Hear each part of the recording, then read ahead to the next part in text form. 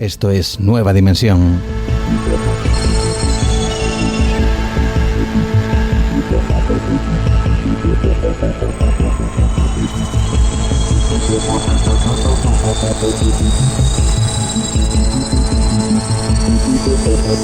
Desde luego, hoy en día no concebimos nuestra vida sin el uso de Internet, una poderosa herramienta que, desde luego, nos ha hecho conectarnos como nunca antes lo habíamos hecho y que nos permite interactuar, relacionarnos, buscar información o entretenernos de formas impensables hace unas pocas décadas.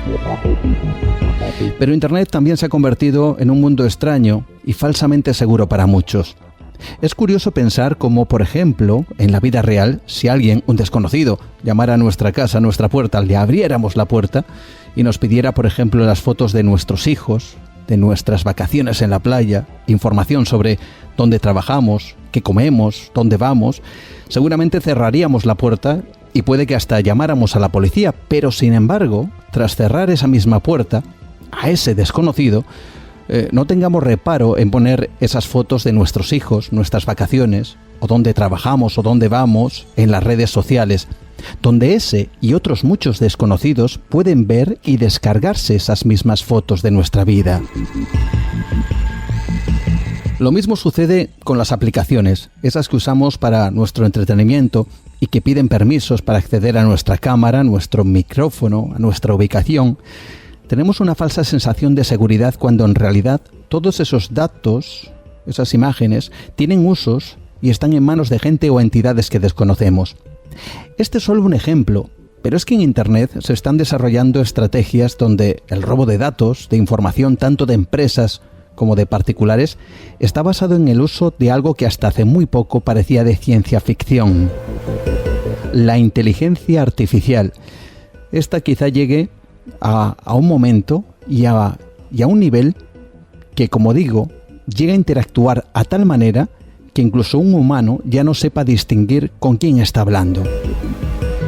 Bien, estas y otras cuestiones son las que se plantean en la actualidad. Y queremos averiguar esta noche qué está ocurriendo actualmente precisamente en ese aspecto.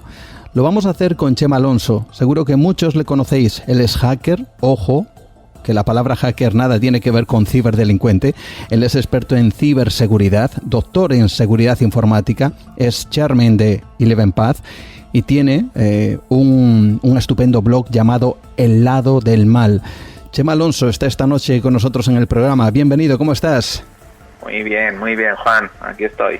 Un verdadero placer, por supuesto, que nos acompañes. Y hoy he estado revisando un poquito tu trayectoria, he estado buscando en Internet cosas que aparecen, que hiciste incluso a los 13 años. Oye, ¿toda esta información tuya la has colgado tú? ¿Ha sido por parte de otros? ¿Cómo es que tenemos esos datos a la vista, por ejemplo, de tu trayectoria? Bueno, sí que es verdad que yo tengo mucha presencia en Internet. Yo he volcado mi actividad profesional en Internet y hay pues muchísima información que es pública y que yo he ido volcando desde mis perfiles, en redes sociales, etcétera, pero luego hay información pues bueno, que gente va subiendo y va contando o va diciendo y que pues a veces no está controlada 100% por mí, pero la mayoría, en mi caso, que sabes que tengo pues, un perfil público donde pues bueno, doy conferencias, estoy en medios de comunicación, etcétera, mucha la he subido yo. La tengo, pero lo reviso constantemente, a ver qué hay. A ver si alguien pone algo que no corresponde, ¿verdad? Correcto. Bueno, pues vamos a hablar precisamente de estas cosas. Y yo no sé si la primera imagen que tenemos es que Internet, a nivel general, hay una percepción de que es más seguro de lo que realmente es, ¿verdad?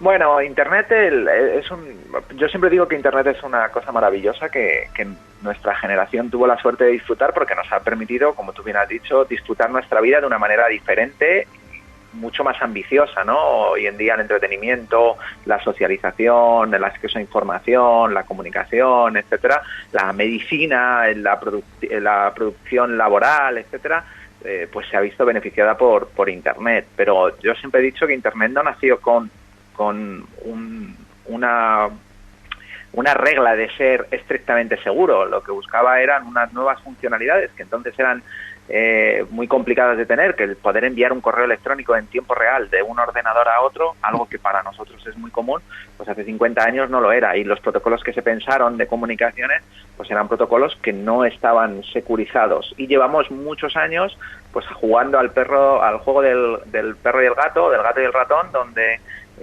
pues ponemos nuevas funcionalidades, aparecen fallos de seguridad o gente que descubre cómo utilizarlas de manera maliciosa, y lo que nosotros intentamos es ir tapando agujeros, ir cerrando esas nuevas vulnerabilidades que van apareciendo, ¿no? Y no tiene pinta de que vaya a cambiar, vamos a seguir igual, vamos a seguir metiendo nuevas tecnologías, y tenemos que intentar que esas tecnologías tengan el menor número posible de vulnerabilidades y que sirvan para lo que queremos, que es hacer la vida de las personas mejor, no al contrario, hacer la vida de las personas peor. Ese es precisamente parte del trabajo también que realizáis en Eleven Path. Cuéntanos un poquito, para todas aquellas personas que quizá no te conozcan, ¿cuál es tu función precisamente en esa empresa? Bueno, yo trabajo en Telefónica y actualmente soy lo que se llama el director de consumo digital o de cliente digital, ¿no? Yo llevo todas las tecnologías que estamos desarrollando para que lo utilicen los clientes de Telefónica en todo el mundo. Y una de las cosas que yo hice cuando entré en Telefónica, y de la que sigo siendo el chairman, como bien has dicho, es Eleven Paths, que es la empresa de ciberseguridad del grupo Telefónica, ¿no? Y entonces ahí lo que hacemos es intentar ayudar a todas las empresas a protegerse en el mundo de Internet y a gestionarle la seguridad de una manera continuada. Y entre otras cosas lo que hacemos es pues pensar en herramientas y servicios y productos innovadores que vayan tapando estos fallos de seguridad que van apareciendo constantemente, ¿no? Así que cuando tú hablábamos antes del programa de si estaba tranquilo Internet, yo decía que como siempre, ¿no? Porque nuestro día a día es constantemente pues preocuparnos de los problemas de seguridad o de los riesgos de seguridad que tienen todas las empresas en Internet, y te aseguro que siempre hay, o sea que no hay un día de descanso.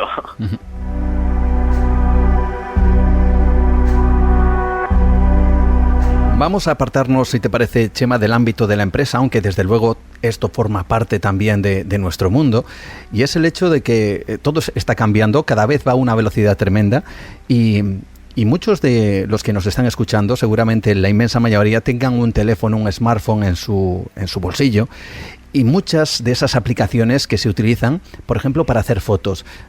Aquí yo creo que pones un punto clave, y es precisamente en algo que muy pocos conocemos, y es los metadatos, la información que va incluida en esas fotos, pero que el usuario no ve.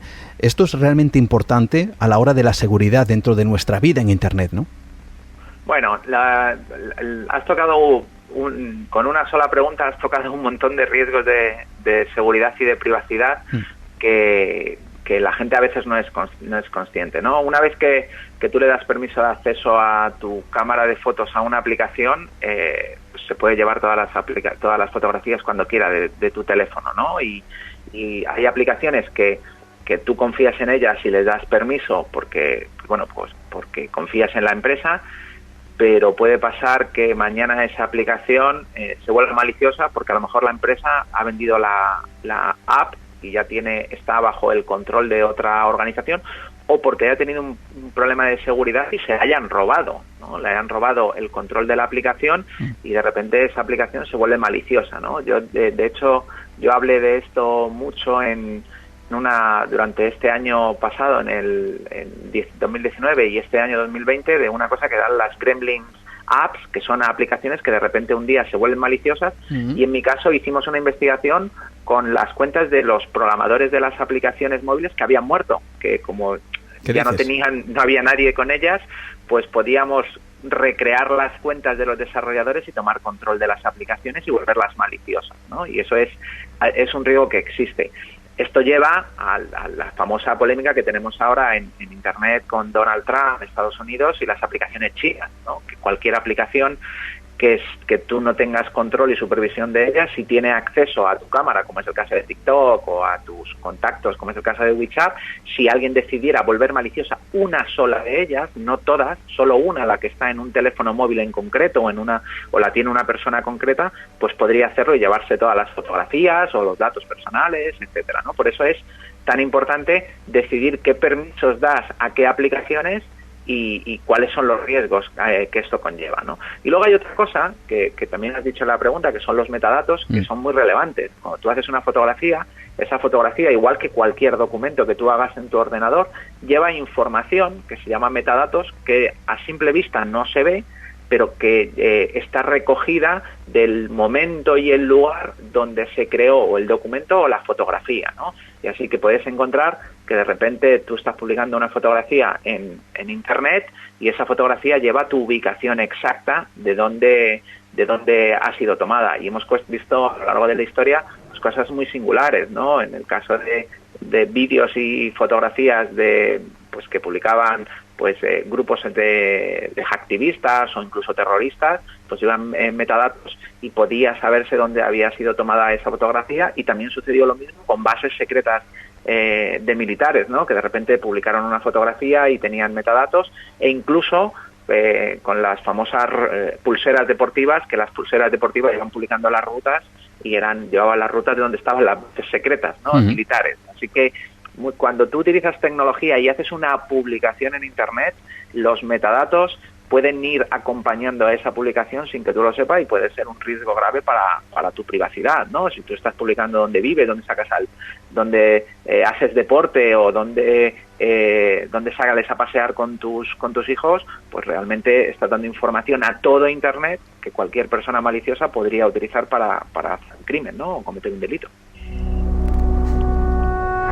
Hay algo que llama poderosamente la atención a nivel de usuario normal, por lo menos a mí personalmente, que no soy demasiado experto en estas cuestiones, y es la gran cantidad de aplicaciones que piden, trabajar con tus fotos. Es decir, hacerte una foto, luego esa foto se cambia, hacen una serie de cosas bastante divertidas, hay que decirlo, pero parece extraño que sea precisamente con eso, con tu imagen. Y esto lleva quizá a un lado oscuro que no conocemos, ¿verdad? Bueno, lo que sucede durante los últimos años, lo hemos visto, es que ha habido una carrera en todas las empresas por acelerar los servicios de inteligencia artificial.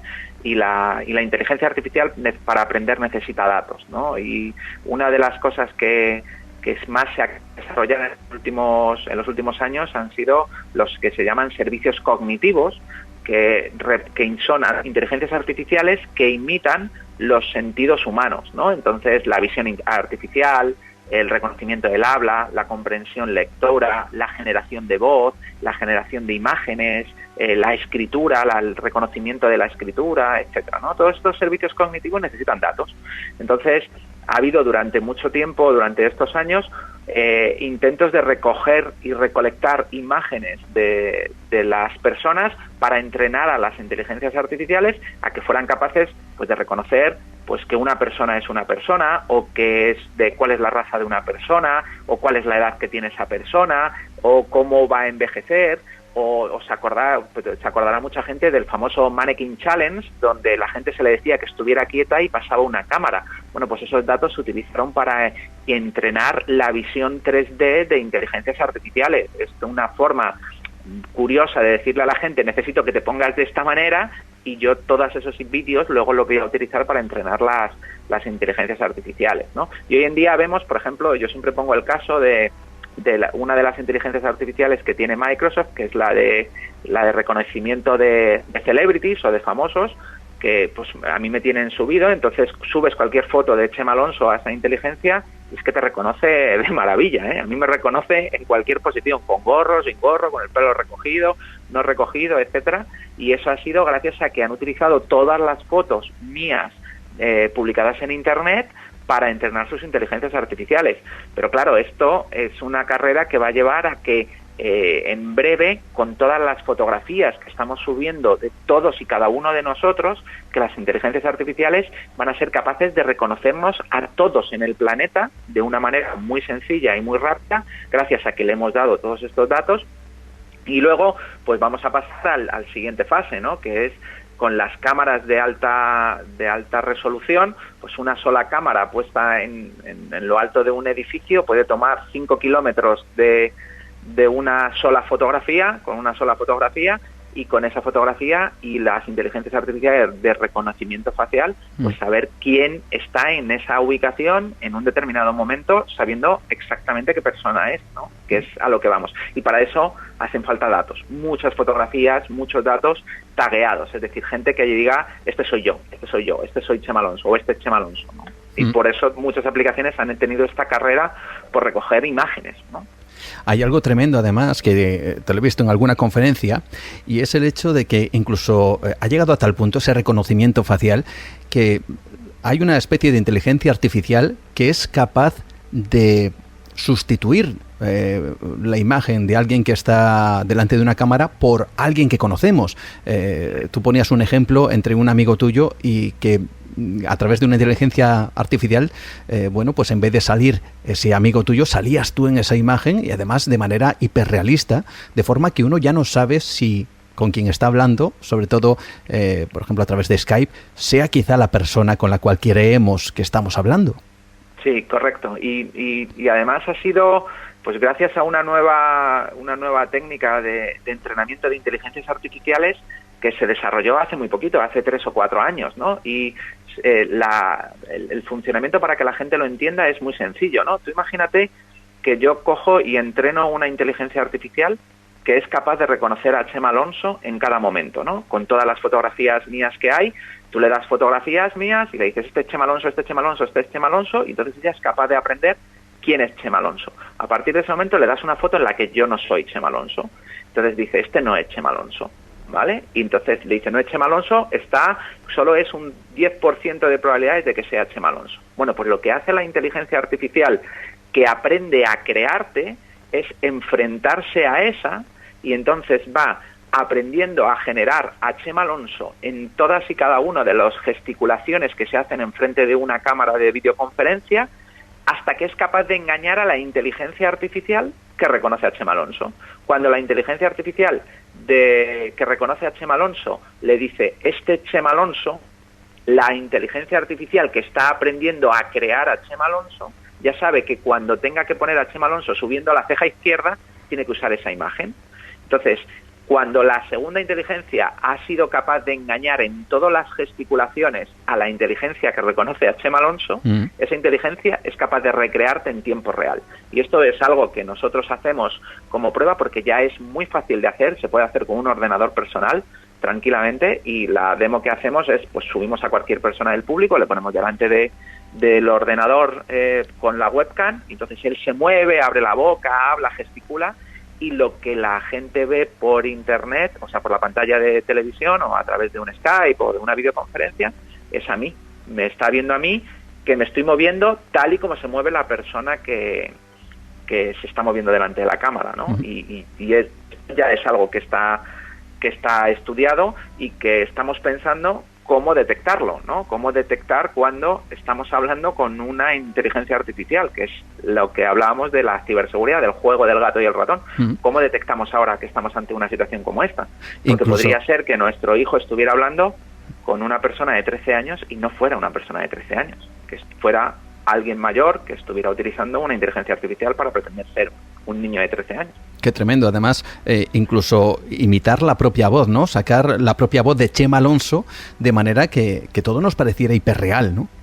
Sí, lo de la voz, además, en inglés está súper desarrollado. En inglés es prácticamente imposible de reconocer una voz de la persona real a una voz creada por una inteligencia artificial de servicios cognitivos, y ya hemos visto, por ejemplo, en el Reino Unido, en septiembre del año pasado, ya tuvimos las primeras denuncias de una empresa a la que le habían robado suplantando la voz del CEO, del presidente de la compañía, y pidiéndole que a uno de sus empleados que hiciera una transferencia bancaria que estaba en Las Vegas. Y bueno, pues lo hizo con una inteligencia artificial que había arreglado la voz. Y hoy en día la voz es más sencilla que la imagen, y entonces con que durante 3-4 minutos de voz hables tú con tu tono, leas unas palabras, etcétera, pues eso eso lo aprende la inteligencia artificial, ya reconoce tu voz, tu tono, etcétera, y puede hacerlo con un grado de credibilidad altísimo, para parecer que seas tú. Y piensa el número de mensajes de WhatsApp, de voz que enviamos, el número de audios, de vídeos, etcétera, el número de servicios gratuitos de voz sobre IP que estamos utilizando, etcétera, ¿no? O sea que eso lo tenemos también muy enseñado. Todo eso se utilizaría para crear esa inteligencia artificial que parece que alimentamos nosotros mismos con nuestra información, con nuestros datos. Hay algo realmente interesante, curioso, que muchas veces nos ocurre, que cuando entramos a un sitio web, de repente nos piden que tenemos que reconocer una serie de imágenes. Dinos dónde está el coche, dinos dónde está la farola. Sí. Yo no soy un robot. ¿Esto también sirve en realidad para alimentar esa inteligencia artificial? Correcto, eso ha sido el entrenamiento de la inteligencia artificial. Durante muchos años ha sido la forma en la que los ingenieros de Google te han utilizado para que entrenaras su inteligencia artificial y en los servicios cognitivos de visión artificial, y ahora mismo sus inteligencias artificiales ya sí que funcionan como un detector de si has sido capaz o no de reconocerlos, pero igual que las inteligencias la entrenamos nosotros inicialmente y hoy en día la inteligencia artificial está entrenada, ya incluso hay sistemas para saltarse esa protección haciendo clic automáticamente usando inteligencia artificial. O sea, ya no vale como un detector de humanos, porque las inteligencias artificiales son capaces de saber dónde está el coche, el semáforo y demás. Caray. Bueno, te he escuchado en alguna ocasión decir que ya las inteligencias artificiales se saltan el paso humano, y que son estas inteligencias las que, vamos a decir, hacen aprender a otras inteligencias artificiales para que éstas las superen. ¿Esto es así? Sí, es el caso que ponía antes de lo del sistema de crear una inteligencia capaz de crear una persona en un vídeo, ¿no? Se le llama, eso es, ya hay más avances hechos sobre esta metodología, pero se llamaban GANs, que son Adversarial Networks, son inteligencias artificiales que se van entrenando unas a otros, ¿no? Y se entrenan hasta un nivel, hay un rango que llamamos nosotros, que es el Human Parity, o la paridad humana, y es cuando una inteligencia artificial tiene menos tasa de error que la media de los seres humanos. Entonces, por ejemplo, las inteligencias artificiales han superado el Human Parity al reconocimiento del inglés, al reconocimiento del chino, al reconocimiento del español, a la generación del inglés, a la generación del español, al reconocimiento del lenguaje de lectura de labios. ¿Os acordáis la película esta de 2001, cuando la inteligencia artificial aprende a leer los labios? Bueno, pues hoy en día las inteligencias artificiales leen los labios mejor que los seres humanos, ¿no? Que el Human Parity, que la media de los seres humanos, ¿no? Y es en base a estas técnicas de entrenamiento de inteligencias artificiales que se han ido generando, ¿no? Enfrentándose unas a otras, y hoy en día hay nuevos algoritmos todavía que funcionan todavía mejor para algunos casos. Nueva dimensión. Adéntrate en otra realidad. Un mundo tremendamente alucinante en donde la inteligencia artificial es curioso, porque siempre nos lo imaginamos, pues no sé, una serie de personas muy entendidas en estos asuntos que estén con grandes ordenadores programando esas inteligencias. Sin embargo, somos nosotros con nuestros datos, con cada golpe de clic, los que estamos entrenando esas inteligencias a tal punto que ellas mismas ya generan otras, incluso superiores. Esto, desde luego, asusta, ¿no? Hay mucha gente que incluso te llega a decir en las conferencias, bueno, que les has llegado a producir verdadero miedo a la hora de casi entrar en Internet y dar esa información, ¿no? Bueno, sí, la gente se asusta, y hay verdaderos movimientos que están pidiendo control de cómo se va a usar la inteligencia artificial. Empresas como Google o Microsoft tienen comités éticos para el uso de inteligencia artificial, porque se pueden utilizar para cosas de todo tipo. Y hay comités dentro de las empresas y dentro de los equipos para ponerle los límites a cómo utilizarlo. Y no es la primera vez que hemos tenido que hacer esto en la sociedad, ¿no? Lo tuvimos que hacer con las armas nucleares, ¿no? Pensar cómo poníamos un control a las armas nucleares. Si recordáis, en los años 70 y en los años 60, cuando se pensaba que no íbamos a ser capaces como sociedad y como seres humanos de poner un control a las armas nucleares, pues se hablaba de que no íbamos a llegar al siglo XX, que antes íbamos a tener el invierno nuclear, y sin embargo fuimos capaces de hacerlo, ¿no? Yo creo que tenemos que ser capaces de utilizar la tecnología para hacer que las personas vivamos mejor y tenemos que decidir qué es lo que queremos hacer con inteligencia artificial, cómo lo queremos hacer y ponerle los valores, ¿no? Hay una frase que siempre dice nuestro presidente, don José María Álvarez Pallete, que dice que la tecnología está, que es el momento de las humanidades, de poner los valores que queremos como sociedad que tenga la tecnología y las cosas que hacemos con ella. Y es verdad, hay que poner esos valores en el centro de todo, ¿no? Mensajes en donde hay que dejar claro que lo humano tiene que prevalecer sobre lo tecnológico, aunque a veces estas cosas se confunden. Hasta tal punto, fíjate, yo hace poco, Chema, leía una noticia en donde a un niño le preguntaron en el colegio, esto fue en Estados Unidos, no recuerdo el estado, el lugar, pero sí recuerdo la historia, en donde a este niño le preguntaron quiénes eran los miembros de su familia. Y este niño dijo, pues su padre, su madre, y también dijo otro nombre.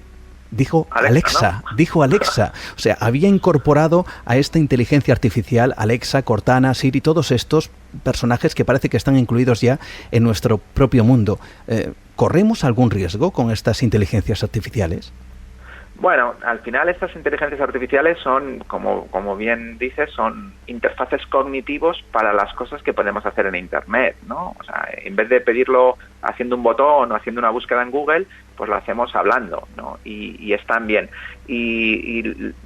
Tienen muchos matices, ¿no? Yo he hablado mucho sobre cómo debemos utilizar estos servicios cognitivos, estas inteligencias artificiales, para hacernos la vida mejor. Yo abogo porque toda la tecnología tenga que ser humanista, y es verdad que muchas veces escuchan más cosas de las que debieran, que a veces no hay control bien de los datos y los audios, que a veces pues tenemos que escuchan más de lo que nos gustaría, y tenemos que ponerle control a algunas de ellas. Yo siempre digo que, por ejemplo, simplemente con el nivel de ruido, o con lo que se dice, o con los datos que se cogen de estos dispositivos que están siempre escuchando en el hogar, pues se pueden saber muchas cosas de una familia. Se puede saber hasta cuando tienen relaciones sexuales, cuántos miembros hay, cuál es el nivel de estrés, cuáles son sus aficiones, etcétera, ¿no? Y esto, para una organización que se dedica a vender productos, pues puede ser demasiado atractivo como para no utilizarlos en su beneficio, ¿no? Porque puede ser muchísimo dinero, ¿no? Y por eso es importante que tengamos valores en todo lo que hacemos con la tecnología, ¿no? Es el famoso que se ponía Don't be evil de Google, ¿no? El Don't be evil, no seas malicioso. Y estas inteligencias pues están cogiendo datos. Entonces los investigadores de seguridad están siempre poniendo los límites y viendo cómo se pueden controlar y detectar esos riesgos, y los creadores de tecnología tenemos la obligación de tener los valores en el diseño de todas estas inteligencias artificiales que se están metiendo en nuestra vida, en nuestra casa, ¿no? Seguimos hablando con Chema Alonso de ciberseguridad, de estas cuestiones que nos son muy cercanas a nivel general, pero quizá haya otras que no comprendemos del todo, porque evidentemente el mundo de los ataques en ciberseguridad ha cambiado mucho. Antes seguramente recordarás que los virus lo que hacían era bloquearte el ordenador, es decir, mostrarse, ¿no? Y ahora justo es al revés. Los virus parece que quieren pasar desapercibidos para hacer su trabajo sin que te enteres. Y hay algo que me gustaría que nos explicaras de la manera más sencilla posible, que es un término que se llama man in the middle, que es algo así como el hombre en el medio, que lo que hace precisamente es robar los datos sin que nos enteremos. ¿Cómo es esto?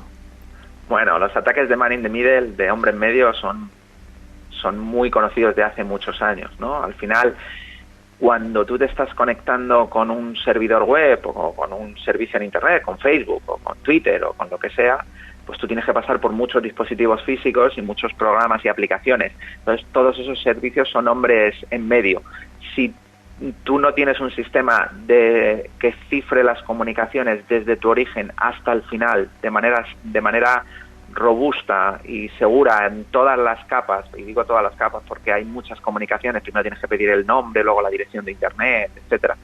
Si todo no va cifrado y autenticado correctamente, alguien se puede poner en medio y manipular tu conexión, y te pueden hacer pues de todo, ¿no? Desde robar los datos hasta hacerte creer que estás conectado al sitio oficial de Facebook y está en un sitio que no es el de Facebook, y robarte tus credenciales, tus usuarios y contraseñas. Estas son técnicas clásicas. Yo he publicado un montón de herramientas y he hecho un montón de demostraciones de estos ejemplos y tienen un riesgo muy alto para la seguridad. Y cualquier sistema que tiene la posibilidad de hacer un hombre en medio accediendo a datos no cifrados es un riesgo de seguridad altísimo y hay que resolverlo, ¿no? Hay incluso una anécdota que tiene que ver precisamente con estos fallos de seguridad. Vosotros descubristeis un fallo de seguridad en Apple en donde, por ejemplo, con la conexión en Bluetooth, ¿qué es lo que ocurría? ¿Qué es lo que sucedía? Y gracias a eso Apple cambió cierto sistema de conexión con unos aparatos. Cuéntanos. Sí. Bueno, nosotros hacemos búsqueda de vulnerabilidades constantemente, ¿no? Y una de las cosas que yo tenía en el iPhone era que cuando te conectabas a un dispositivo Bluetooth en el coche con manos libres, automáticamente copiaba los contactos, ¿no? Y eso me parecía un fallo de seguridad altísimo, ¿no? Tenía que tener una alerta de seguridad. Entonces nos dimos cuenta de que podíamos hacer un altavoz Bluetooth de música, el típico altavoz que tienes en el baño para ponerte música o en casa. Y entonces lo que hacíamos con ese altavoz Bluetooth era por detrás, cuando tú te conectabas solo para escuchar música, no pasaba nada, pero al rato automáticamente se convertía en el manos libre de un vehículo, de un coche. Entonces el sistema operativo iPhone estaba preparado para aceptar el cambio a dispositivo de manos libre y enviarte todos los contactos, ¿no? Entonces te robaban todos tus contactos, las fotografías, la lista de llamadas, los SMS, etcétera. Hicimos unas demostraciones de esto en conferencias, le llamamos Dirty Tooth, o en vez de Bluetooth le llamamos Dirty Tooth. Y Apple, cuando se lo contamos, lo arregló. Además se lo conté yo a Steve Wozniak, tuve la suerte de cenar con él y contárselo, y dijo que eso tenían que arreglarlo, y lo arreglaron. Y a día de hoy, cuando te conectas a un dispositivo de manos libre de un vehículo, te sale una alerta de ¿quieres compartir los contactos, sí o no? Cosa que antes era de manera transparente, ¿no? Terminando prácticamente esta charla, pero me gustaría que nos explicaras algo que siempre hay una leyenda urbana alrededor de todo esto. Alguien, por ejemplo, con un datáfono se comentaba que se acercaba, por ejemplo, en las tarjetas de crédito, y ahora con esta nueva tecnología inalámbrica, en donde si acercas la tarjeta te pueden cobrar una cantidad pequeña. Bueno, también hay una cuestión que tiene que ver con todo esto, que son, explícame, los escáner BLE, que tienen algo que ver con la localización de tu teléfono móvil en un espacio en concreto. Bueno, el BLE es la tecnología Bluetooth Low Energy, de baja energía, y cualquier dispositivo electrónico hoy en día tiene el protocolo BLE, es decir, hay una aplicación en el móvil que se llama BLE Scanner, te la bajas, es cualquier aplicación que sea un escáner de BLE, y lo que te permite es descubrir todos los dispositivos pequeños, que a veces son pues desde llaveros, teléfonos fijos en casa que tienen BLE, el mando a distancia, la Thermomix o no sé, cualquier dispositivo de baja intensidad. Por ejemplo, los famosos monopatines eléctricos también llevan BLE, etcétera, ¿no? Entonces, con estos escáneres puedes hacer un mapa de todos los dispositivos y saber dónde están, ¿no? Y se pueden hacer cosas tan curiosas como, por ejemplo, saber si una persona está o no en su casa porque has detectado los altavoces, los AirPods que también de Apple van con BLE, o se puede detectar dónde se encuentra por la fuerza de la señal dentro de una ubicación física. Pero también, como se supone que no están accesibles a través de todo Internet, pues la mayoría no tienen medidas de seguridad. Incluso les puedes mandar comandos y pues por ejemplo, se ha visto de frenar un monopatín por BLE, que tú vas por la calle con el monopatín y alguien con el escáner BLE detecta ese modelo, le manda el freno y de repente se te frena el monopatín y te caes, ¿no? O sea, se pueden hacer cosas muy peculiares porque no se pensó que pudiera haber a ese tipo de ataques inicialmente, ¿no? Entonces ahora estamos estamos en una fase de investigación de todos los riesgos y cómo podemos protegernos ante esta nueva amenaza, ¿no? Con los protocolos de baja energía, ¿no? El Bluetooth de baja energía. Y la pregunta está clara, ¿no? Vosotros desarrolláis una serie de aplicaciones, sobre todo, que intentan de alguna forma paliar o poner muros o barreras ante ese tipo de ataques. Hacéis además diferentes apps en este sentido, ¿no? Y gratuitos además. Sí, bueno, nosotros somos, en mi equipo en concreto, tengo una unidad que le llamamos de ideas locas, donde hacemos el trabajo de lo que nosotros son los security researchers o los hackers o los investigadores de seguridad, que lo que intentamos es demostrar que algo está mal y que debe ser arreglado, ¿no? Y lógicamente lo que no publicamos son las herramientas de ataque. O sea, decimos, mira, existe este fallo de seguridad que debe ser arreglado, y lo que intentamos es colaborar pues con los fabricantes para que lo arreglen. Recientemente yo encontré un fallo en WhatsApp que permitía saltarse la seguridad de la cara, ¿no? Entonces alguien podía ver tus mensajes de WhatsApp aunque tú tuvieras la protección de Face ID en el WhatsApp, y entonces nosotros se lo comunicamos a WhatsApp y ellos lo arreglan, y una vez que lo arreglan nosotros lo publicamos, ¿no? No intentamos darles herramientas a los atacantes, sino al contrario, lo que intentamos es concienciar que algo tiene que ser arreglado para que lo arreglen, y si el fabricante no lo arregla, automáticamente lo que intentamos es meterle presión pública haciendo demostraciones de cuáles son los riesgos, ¿no? Que es el caso de lo que pasó con Apple, que inicialmente no lo quiso arreglar, pero cuando ya hicimos las demostraciones de que te podía extraer toda la agenda de contactos de una persona de una manera muy simple, pues ya decidieron que había que arreglarlo, ¿no? Entonces ese es nuestro trabajo, concienciar y investigar, y lo hacemos porque nos gusta la tecnología y nos apasiona, ¿no? Intentamos encontrar las esquinitas a las tecnologías, ¿no? Eso es lo que para nosotros es un hacker. Inteligencias artificiales, estos sistemas BLE, Bluetooth de baja energía, todos estos pues elementos que están surgiendo y que por desgracia están ajenos al usuario común que las utiliza o que utiliza estas tecnologías. Y ya la pregunta casi es clave, ¿no? ¿Qué va a ser? ¿Cuál va a ser el futuro que nos espera? Si esto es ahora, ¿cómo van a ser esos próximos ataques, esas próximas formas de robar nuestros datos? ¿Qué es lo que va a ocurrir? Bueno, está claro que la inteligencia artificial va a tener una importancia muy relevante en el futuro. Lo vamos a ver en todo tipo de ataques. Y estamos preparándonos para esa nueva oleada de ataques. Pero a partir de ahí no sabemos. Todavía sigue siendo la forma más fácil de atacar a una organización, a una empresa, sigue siendo el famoso correo de phishing, de spear phishing, o de un email, un mensaje que se envía a la persona adecuada, con el gancho adecuado, etcétera, y robar credenciales y entrar y colarse en los sistemas. Y recordará la audiencia hace no mucho los ataques a Twitter, ¿no? Donde le robaron con ataques de ingeniería social, fíjate, de los que hacía Kevin Mitnick en los años 80, llamando por teléfono, y consiguió las credenciales y entraron dentro de Twitter, y con esas cuentas accedieron a la de Elon Musk, a la de Bill Gates y demás, para pedirle a la gente, para hacer la estafa de robar bitcoins. O sea que muchas veces estamos pensando en nuevas amenazas que llegarán, seguro, y otras que llevan 30 años entre nosotros, pues siguen funcionándoles muy bien. El correo electrónico, sin duda, es esa vía que parece que es tan segura para mucha gente, pero que en realidad pues contiene casi la puerta abierta a todo este tipo de ataques. Yo no sé si alguien quiere ponerse en contacto contigo, Chema, ¿cómo puede realizarlo? ¿Cómo puede hacerlo? Pues mira, el correo electrónico